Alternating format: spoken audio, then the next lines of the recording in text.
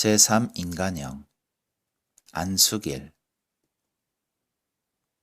토요일 오후였다.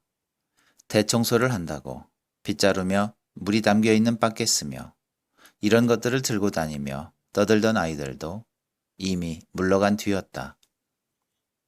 따로 떨어진 1학년 교실에서 고등학교 합창부의 2부 합창 연습하는 소리가 풍금의 멜로디에 섞여 제법 곱고 우렁차게 전해온다. 운동장에서 5, 6명 아이들이 샤스 바람으로 땀을 흘리면서 바스켓볼 연습하는 외에 1,500여 명이 날마다 생선떼같이 펄펄 뛰는 교실도 교정도 한적하기 짝이 없었다. 계절이 물러간 피서지라는 느낌이 아니었다. 그런 서글픔이 아니었다. 그것은 실로 무슨 큰 잔치를 치르고 난 뒤의 정적이라고 할까. 거뜬하면서도 피로가 마음을 가라앉혀주는 권태. 이런 기분에 잠기면서 석은 직원실 의자에 게으르게 기대 앉아 창밖을 내다보았다. 다행히도 석의 의자는 창밖으로 바다를 내다볼 수 있는 자리에 위치하였다. 눈을 들면 방파제 밖, Y학교가 그 위에 자리를 잡고 있는 암벽과 불쑥간이 내밀어 누워있는 영도산과의 사이에 거울 같은 해면을 여수항으로의 맵시 좋은 여객선이 바다를 밭가리하면서 내왕하는 것을 볼 수 있었다. 활짝 개인 날이면 멀리 남쪽 수평선 위에 대마도가 자줏빛 안개 속에 시야에 들어왔다. 갈매기 해면을 차고 떼지어 넘노는 사이를 갈빛 짙은 풍선이 미끄러져 나가는 광경, 그런 풍선이 선이 부드러운 영도 구릉을 배경으로 천천히 지나가는 풍경은 한 폭의 화제가 되기에 넉넉하였다. 그러나 그날 토요일 오후의 창밖의 풍경은 몹시도 단조하였다. 맵시 좋은 여객선도 고색 창연한 풍선도 더구나 수평선 위의 이국의 자줏빛 섬도 시야에 들어오지 않았다. 마침 낡은 통탁선이 이쪽 암벽과 영도와의 사이의 해로를 기어가는 것이 마치 천식 앓는 노인이 쿨룩쿨룩 기침을 하면서 걷는 것 같이 눈에 뜨일 뿐, 그것이 시야에서 사라지자 밋밋한 영도섬의 단조로운 선이, 그것보다도 기슭에 볼품사납게 다가붙어 있는 제2송도의 판잣집들이 어우에 넘어가는 늦은 겨울해를 맞받아 벌집같이 훤히 건너다 보였다. 직원실 창문에서 볼 수 있는 풍경으로는 가장 무변화한 장면이었다. 초라한 컷이었다. 배경만 있는 빈 무대, 이런 느낌이라고나 할까? 그러나 이런 움직임이 없는 풍경이 그날따라 석의 마음속 풍경과 조화를 이루어주는 것이라 느껴지는 것은 무슨 까닭일까? 석은 이것을 토요일 방과 후의 포만이라고 생각하였다.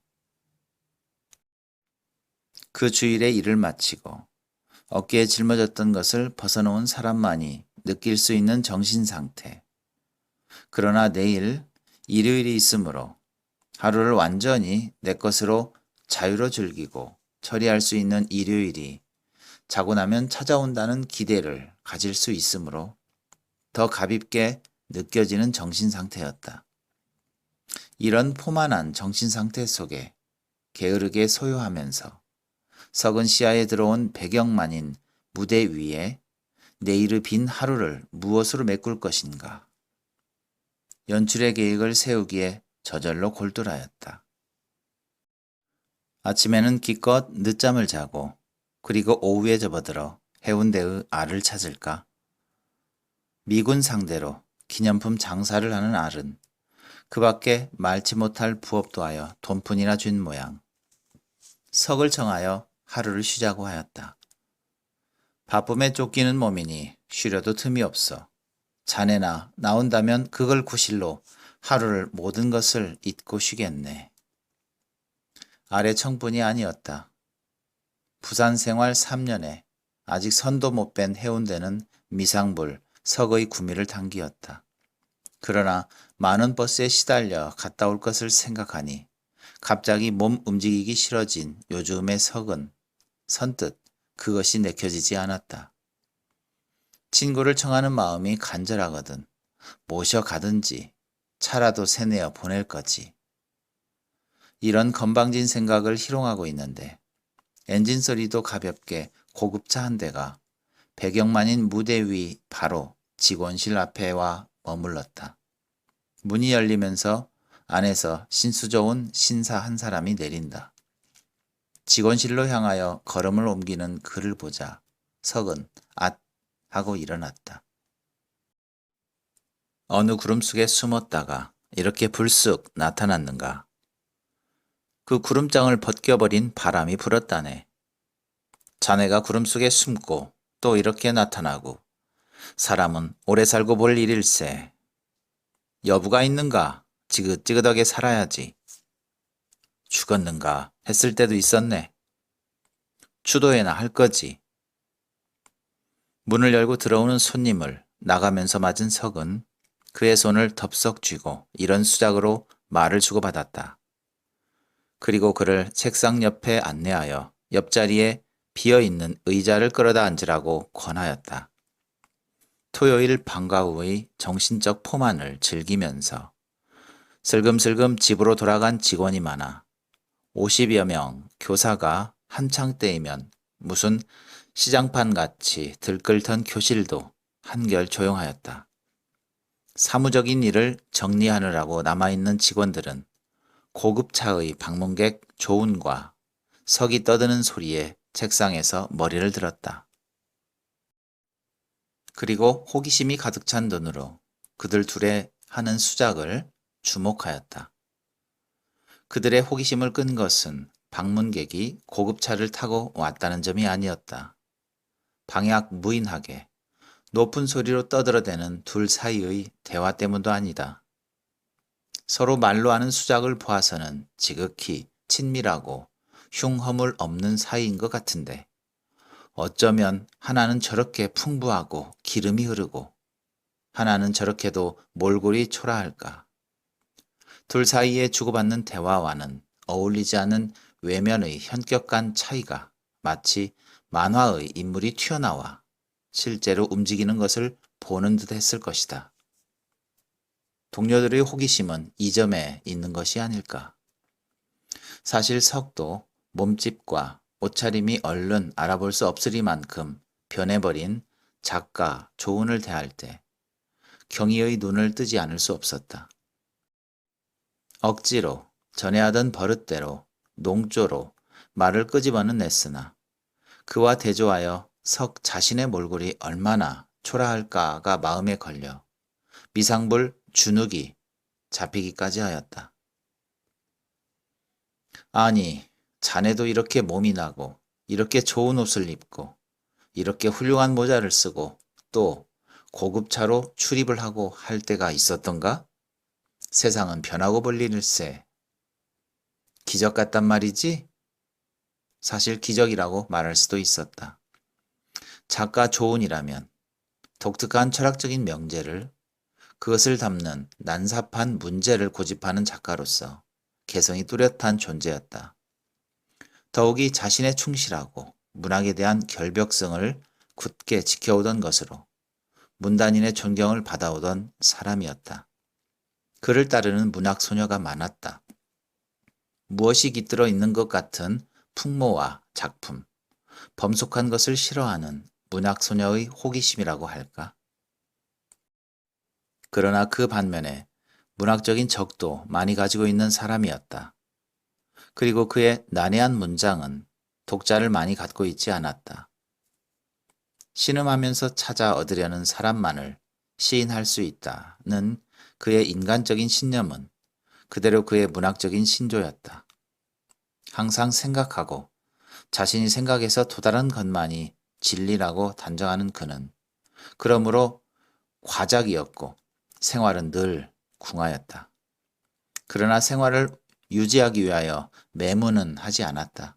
항상 초라한 몰골을 하고 있는 그는 외면적인 차림에 도무지 무관심이었다. 생활력이 어지간한 부인의 덕으로 아이들은 굶기지 않았으나 가정을 돌보지 않은 것이 몸차림에 무관심한 것이나 다를 것이 없었다. 무슨 회합이든 공식 모임에는 통 나가지 않았다. 결혼식과 장례식에는 머리가 쑤시었다. 전송과 마중 그런 것은 생각해 본 일이 없었다.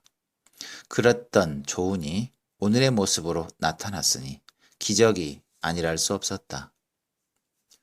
자네 입으로 기적이라 하니 마음이 놓이네. 그러나 이런 석의 말에는 다시 무엇라고 대꾸를 하지 않고 조은은 화제를 돌리었다. 토요일이라서 벌써 나간 줄 알았더니 만나서 다행일세. 자네가 올 것을 알고 대령하고 있은 것쯤은 됐네. 막 나가려던 참이었는데. 그리고 석은 헌데 무슨 하고 용건을 물었다. 사실 어떻게 알고 찾아온 것인지 전입학을 시켜달라고 무리한 청을 가지고 오는 친구들이 많았다. 학교의 방침이 원칙적으로 보결생은 받지 않기로 되어 있으므로 모처럼 찾아온 친구들을 거절해 보내느라고 난처한 처지에 빠진 적이 한두 번이 아니었었다. 조은 역시 그런 용건을 가지고 왔으리라 생각하고 물은 것이었다. 조은은 인제 퇴근해도 괜찮겠지? 나하고 놀러 가세. 오랜만에 만났으니 나도 자네를 붙들고 얘기하고 싶네마는 대관절 용건은 뭐 누구 애를 입학시키려고? 마침 교감 선생이 나가지 않고 있었으므로 학칙에는 예외가 있는 그 예외를 내세워 조은의 청을 들어주도록 교감 선생님에게 때를 쓰자고 이렇게 물었다. 아, 아닐세. 입학은? 그는 머리를 가로젓더니 다시 당치도 않다는 말이라는 듯이 아닐세를 되뇌었다. 그럼 가세. 석은 그를 따라간다기보다 그를 안내하여 월급날에 회계하는 학교 옆 단골 빈대떡집에 갈 생각으로 일어섰다. 밖에 나왔으나 앞선 조은은 자동차 문을 열고 자, 앉게 하였다. 사뭇 명령이었다. 아니, 내가 말하면서도 석은 그가 가리키는 차 안의 쿠션에 위압적으로 몸을 던지지 않을 수 없었다. 차는 스르르 미끄러졌다.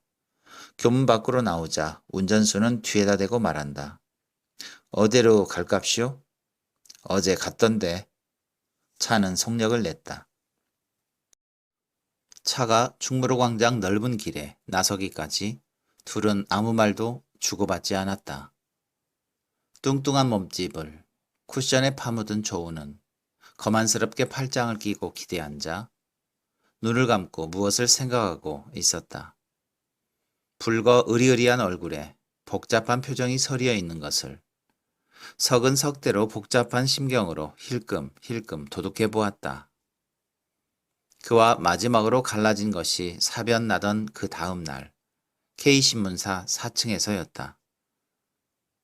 그 독특한 창백하다기보다 거무튀튀한 야윈 얼굴에 침통한 표정을 지닌 조우는 석이 있는 방, 그때 석은 K신문사에 근무했다.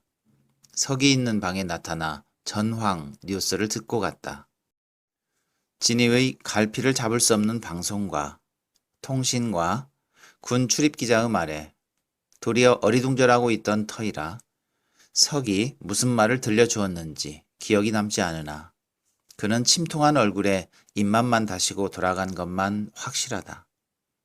그 후 암흑에 90일간에 한 번도 만나지를 못하였고 서울 수복 후에도 조우는 나타나지 않았다. 나타나지 않았다는 것은 결국은 그들의 사회, 즉 문단회였고 다방회였다.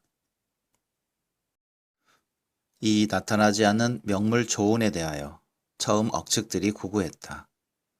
부역에서 따라갔다느니, 납치되었다느니, 또는 폭격에 맞아 죽었느니.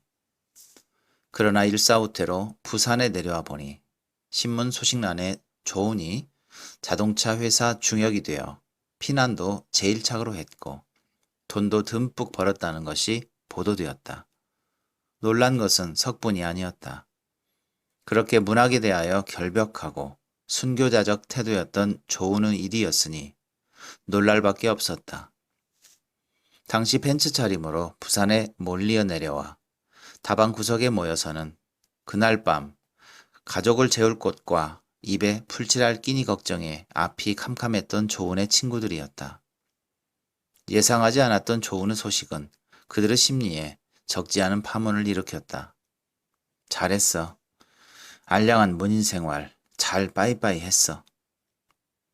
이름 석자가 지상에 자주 인쇄되었다는 것으로 알려진 외에 아무것도 아니면서 남달리 박해와 고민이 자심했고 겨우 그것을 극복했으나 또다시 생존의 길이 막연한 그들, 무능한 문인 생활에 환면을 느낀 패들은 조은의 처사를 통쾌하다고 생각하였다. 핏, 반대파에서는 문단을 떠났다는 것으로 조소의 이유를 삼았다. 습격하자. 걸걸한 친구들이 서둘렀다. 그러나 그는 부산에 있는 것이 아니었다. 부산에는 후퇴 초에 잠깐 나타났다가 어디로인지 자취를 감춘 것이었다. 꽁무니를 따라다니던 문학소녀와 붙었다지? 그래? 달콤한 도피 생활. 피난 북새통에 있을 법한 일이야. 이런 소문까지 있었으나 조은은 영 사라지고 말았다. 3년의 세월이 흘렀다. 문단 교우 중에서도 가장 자별한 사이였던 석에게도 거처를 알리지 않은 채 흘러간 3년이었다. 그 3년 동안 조은은 무엇을 했을까? 조은의 일인이 피둥피둥 살을 찌우고 맵시를 돋우고 고급차를 타고 출입하고 하는 그런 따위 외면적인 것에만 정력을 기울인 것은 아니었으리라. 풍부해진 외면과 더불어 내면도 충분히 살쪘으리라. 더욱이 한간에 떠돌던 문학소녀와의 달콤한 도피 생활에 탐닉했을 3년, 그뿐이 아니었다. 그의 문학적 반대당이 그를 매장하려는 이유로 삼는 슬럼프를 타개할 길 없어 문학과 결별 상태에 놓여 있은 3년은 아니었으리라. 도리어 머리만 크고 동체와 사지가 수척해 작품을 대하는 사람의 육체에 어필하여 가슴에 불을 질러주려는 것이 아니라 까다로운 자의식을 독자의 머리에 불어넣어 그것을 받아들이기를 강요하는 편이었던 조은의 문학세계는 3년간의 실업계에서 확실히 육체와 사지도 갖춘 보다 크고 넓은 것으로 변했으리라. 혹 숨어서 이룩한 대작을 보여주어 그 평을 받자고 불쑥 나타나 다짜고짜로 차에 담아가지고 가는 것은 아닐까.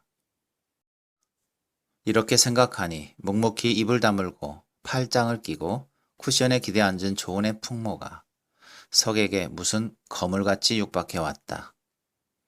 심각한 얼굴의 표정, 옆에 앉은 석의 존재도 잊은 듯이 가끔 저 혼자 흥분한 것 같다가는 머리를 끄덕끄덕하는 태도에서 3년 전에 다방 구석에 앉아 담배, 그것도 양담배인 것이 아니라 공작갑을 부끄럼도 없이 꺼내놓고 그것을 연거푸 피워가며 무얼 생각하던 조은의 모습을 엿볼 수 있어 석은 까닭없이 위압을 느꼈다. 그러나 따져보면 석이 조은에게서 무언의 위압을 받은 것은 조은이라는 객체가 던져주는 알지 못하는 힘 때문이 아니었다.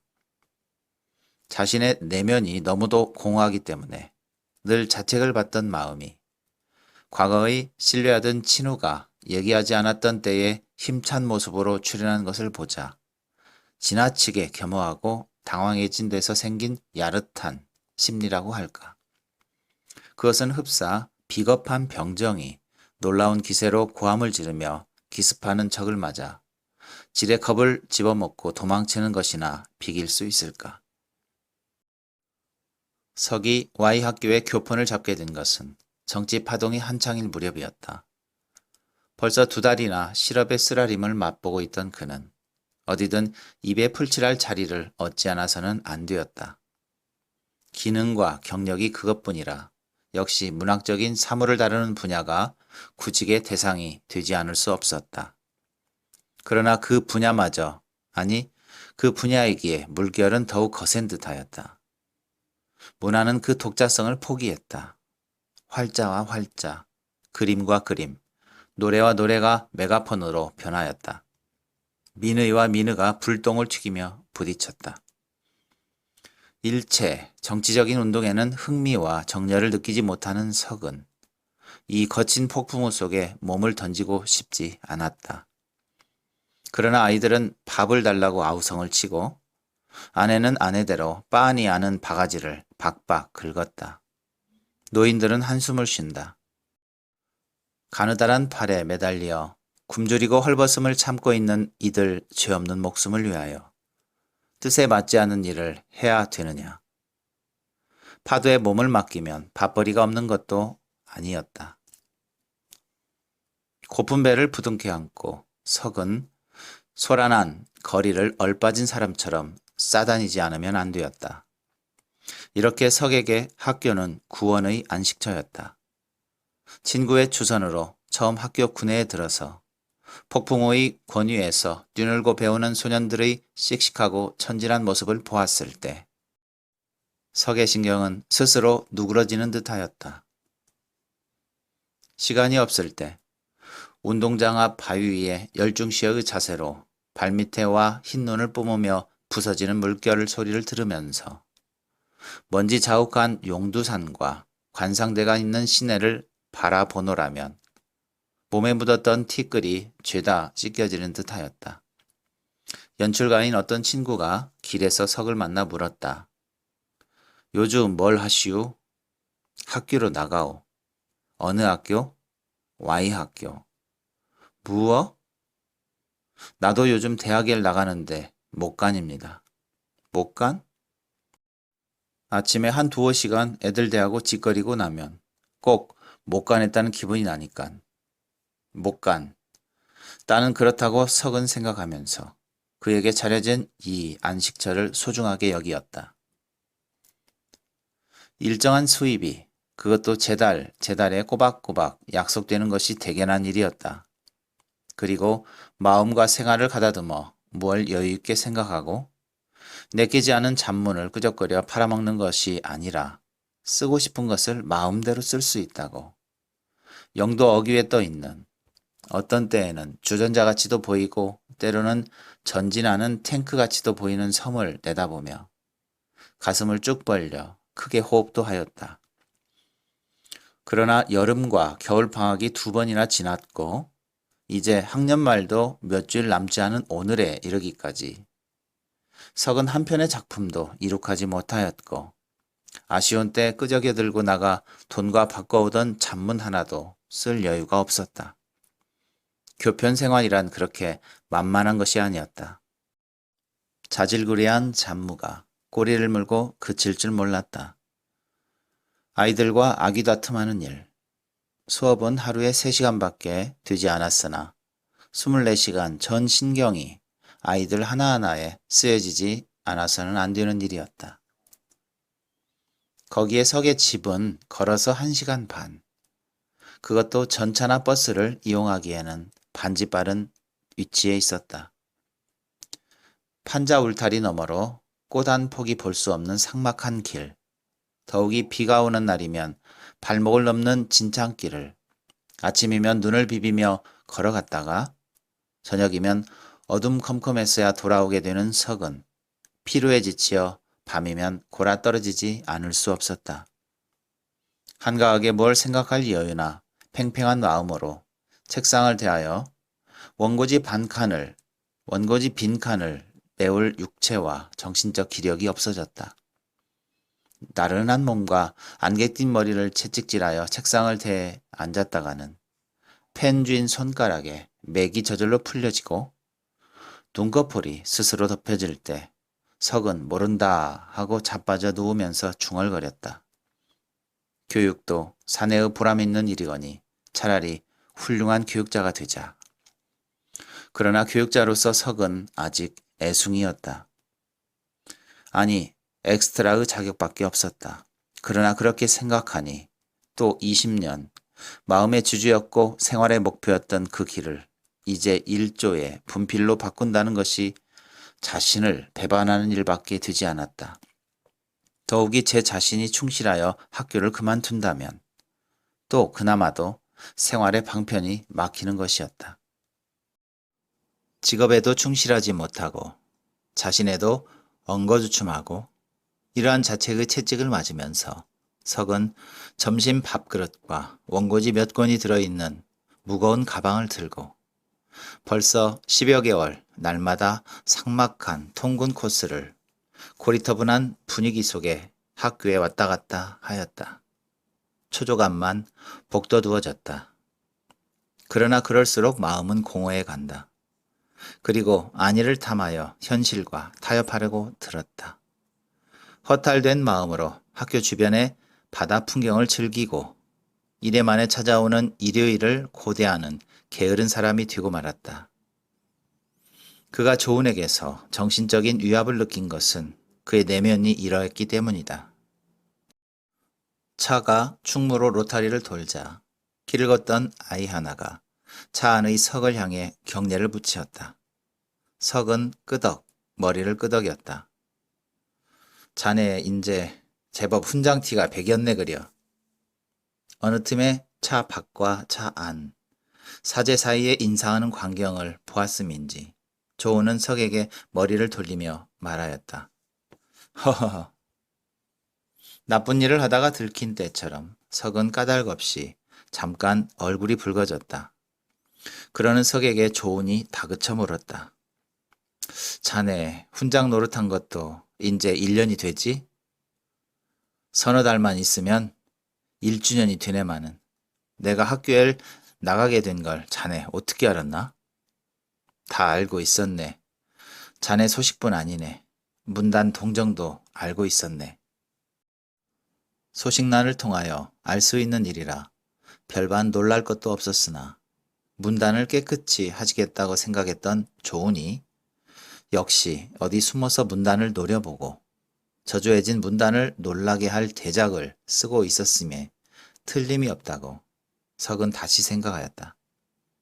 근데 어디 있었기에 그렇게 소식 없었나? 오늘은 전라도요. 내일은 강원도요. 동해 번쩍, 서해 번쩍 했지. 부산엔 없었지? 그랬지? 부산 온 지 한 보름밖에 안 되네. 정말 자네 자동차 회사 중역인가? 그래, 이 자동차 자네 건가? 영업시키려고 이번 와서 산 걸세. 뜬 소문하고 틀림없구만. 별의별 소문 다 났지? 처음엔 폭격 맞아 죽었다느니, 부역에 따라갔다느니. 따라갔다고? 자동차 회사 중역이 되어 피난도 제일 착으로 하고 돈을 듬뿍 벌고. 석은 망설이다가 웃으며 말하였다. 자네가 글쎄 문학 소녀하고 붙어 숨어 산다고 하지를 않았겠나? 허허. 그러나 이 말에는 아무 응수도 없이 조은의 얼굴은 다시 굳어졌다. 차 안은 또 침묵에 잠기었다. 출퇴근 시 길을 건널 때마다 제기랄 자동차 하고 욕했던 자동차. 친구의 것이지만은 제 소유물인 양 마음 놓고 쿠션에 기대 앉아 차창 앞에 어른거리는 길 건너는 사람들의 가지각색 포즈를 어린애 같은 눈으로 관찰하는데 여념이 없는 석에게 조은의 침묵이나 굳어진 표정은 그렇게 수상한 느낌을 주지 않았다. 이 친구가 어디를 끌고 갈 작정인가? 차라리 이대로 교회 드라이브나 하자고 할까? 그러자 석은 문득 6.25 전 어떤 친구가 쓴 수필이 생각났다. 자동차 한 대를 하루 동안 세를 내어 운전수 마음 내키는 대로 진종일 달리고 싶다. 차값은 10,000원. 그러나 그 10,000원이 없음을 한탄하는 글이었다. 울적한 심해나 따분한 기분을 전환시키는 방법으로는 그렇게 통쾌할 것도 재미있을 것도 없으나 그 친구와 같은 분위기 속에서 헤매고 있던 석은 실현성이 있는 공상이라 여겨서 그때 그 필자와 함께 웃은 일이 있었다. 그러나 오늘 그 10,000원, 지금 돈풀이로 해서 엄청난 돈이 기적적으로 손에 들어와 그것을 아낌없이 처리할 수 있다 하더라도 차를 전세 내어 들로 종일 달리고 싶은 심경은 그 친구도 나지 않으리라.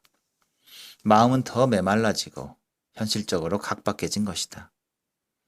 이런 생각을 하고 입가에 웃음을 띠고 있는 사이 차는 부민관 골목을 꺾이어 들어가더니 관해루 앞에 와 머물렀다. 배갈 좋은 거 있수? 예, 있습니다. 보이가 갖다주는 타월로 얼굴을 닦으며 요리를 청하는 조은더러 석은 술 하려나? 하였다. 그럼 자넨 요리만 먹을 작정이었나? 조은의 말이 아니더라도 석은 제 한 말이 무의미한 것임을 깨닫고 입가에 바보 같은 웃음을 띠지 않을 수 없었다. 그런 건 아니지만은 불쑥 이렇게 말하는데 조은은 자네 술 끊기로 한 게로군 하였다. 사실 석은 금주하기로 맹세한 것은 아니나 술을 삼가야겠다고 생각하고 있었다. 엄친 시야에서 술을 배운 석은 술 먹은 뒤가 깨끗하였다. 술버릇이 얌전하고 그리고 술이 거나하면 지극히 명랑하여 재치 있는 재담과 멋진 노래도 나오는 석이었으므로 친구들의 술자석에서 미움을 받지 않았다. 더욱이 교편을 잡은 뒤로는 동료들 사이에 베풀어지는 주석에서 석은 환영받은 존재였다고 할까? 초조하고 절약해가는 정신적 공백을 메꾸고 무기력해진 육체의 활력을 북돋을 수 있는 것이라고. 석은 퇴근 후 다방에 들렸던 길에 문단 친구들과 휩쓸리거나 가끔 뜻맞는 동료들에게 끌려 단골 빈대떡집에 나가 출연으로 소주를 마시는 술자석을 구태여 마다고 하지 않았다. 이렇게 끌려다니는 사이 석은 술이 늘었고 주정 하나가 생겼다. 그것은 말이 많아진 것이었다. 술 먹을 때의 다변은 오히려 좌석을 명랑하게 하는 효과가 있었으나 집에 와서 중언부언 말로 집안 식구를 자지 못하게 하는 데는 질색이라고 아내가 이튿날 아침이면 오금을 박았다. 그러나 그 다변이 지극히 죄 없는 것이었다. 결코 누구를 욕하거나 집안 사람을 불쾌하게 구는 것은 아니었다. 좁은 문이 출판되게 되었어. 5천부에 6천원씩이면 5, 6이 30, 일할 인세면 얼마야? 300만원. 300만원이 들어온단 말이야. 쌀 두어 가마 터 크니 사 벽장 속에 넣어놓고 그리고 아버지 어머니 절 구경이나 하시게 하고 그리고 비로드 요즘 한 감에 얼마 한다더라? 물건이란 안 사면 말고 살 테면 최고급을 사야 돼. 최고급 넘버원 벨벳 치마 한 감을 당신껏 사고 아휴 그 몸빼에 요즘은 활동복이라든가 그래 활동복 보기 싫은 것 벗어버리고 말이야. 이렇게 떠들면 아비의 이불 속에 먼저 들어가 자던 계집애가 어느 틈에 깨어 내 것도 사줘 응 아버지 한다. 오냐 내 것도 사주고 말고 뭘 사줄래? 란도셀? 고작 그거야? 사주고 말고 란도셀 뿐이겠니? 멋쟁이 양복, 구두? 그러면 또 시험 준비하노라 여념이 없던 6학년 다니는 놈이 졸업하는데 15만원이 드는데 그 말을 받아 15만원 주지 주어 그뿐이겠느냐? 너의 선생님 수고하시는데 한 번도 찾아뵙지 못했어. 내가 훈장질 해보니 그런 게 아니더라.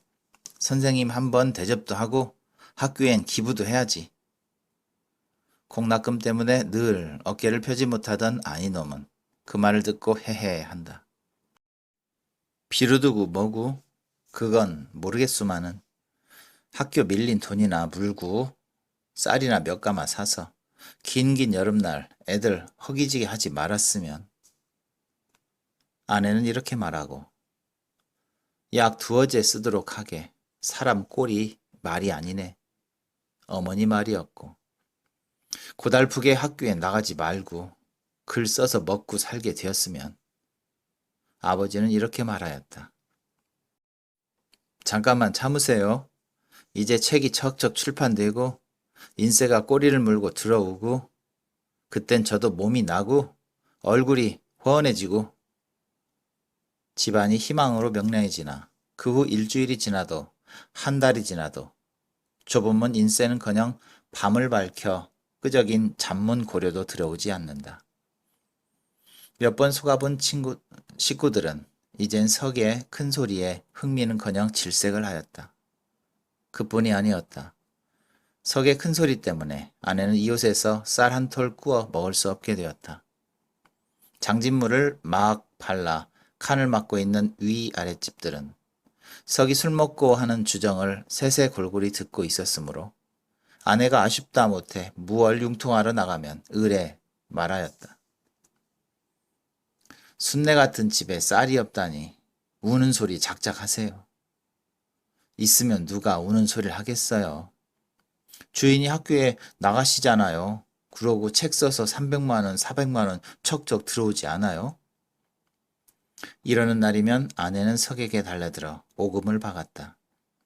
주정도 무슨 주정을 그렇게 주책 없이 하여 옆에네만 이웃의 웃음거리를 만들어요?